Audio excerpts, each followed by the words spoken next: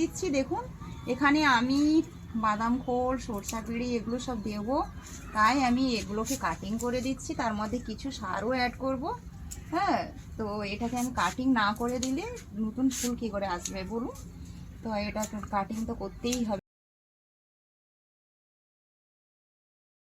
এই হলুদ ফুলটা এসেছে নতুন, এটা তো দেখতেই পাচ্ছেন।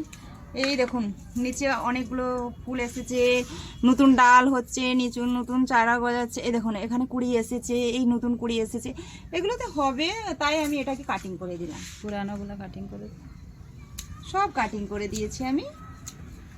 তো এইবার দেখুন এর মধ্যে আমি একটু জল অ্যাড করে দেবো। হয়ে গেছে আমার কাটিং করা।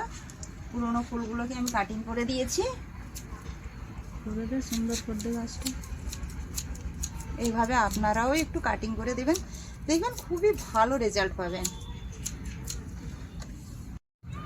এটা সম্বন্ধে বল। আমি এটাকেও কাজ করে দিচ্ছি, কারণ হচ্ছে এখানে নতুন কুড়ি আসবে না, এখানে অনেকগুলো নতুন কুড়ি এসেছে আপনারা দেখতে পাচ্ছেন। এই কুড়িগুলোকে বাদ দিয়ে আমি এই ফুলগুলোকে কেটে ফেলছি, কারণ নতুন কুড়ি এলে ওর খাওয়ারের জন্য এগুলো অযথা থাকলে এই খাওয়ারগুলো নষ্ট করে দেবে।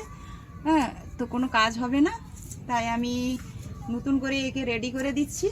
অনেক কুড়ি এসেছে আপনারা দেখুন, দেখতে পাচ্ছেন, আমি দেখাচ্ছি। এখানে অনেকগুলো কুড়ি এসেছে, অনেকগুলো কুড়ি এসেছে। এখানে দেখুন, এখানে দেখুন, এখানে দেখুন। হ্যাঁ, এইভাবে আপনারাও কাটিং করে রাখবেন, অনেক দিন পর্যন্ত চন্দ্রমল্লিকা থাকবে। কাটিং করে ভালো করে যত্ন করলে থাকবে না কেন? ওটাও কেটে দে না, রাখছি না। আরে ধান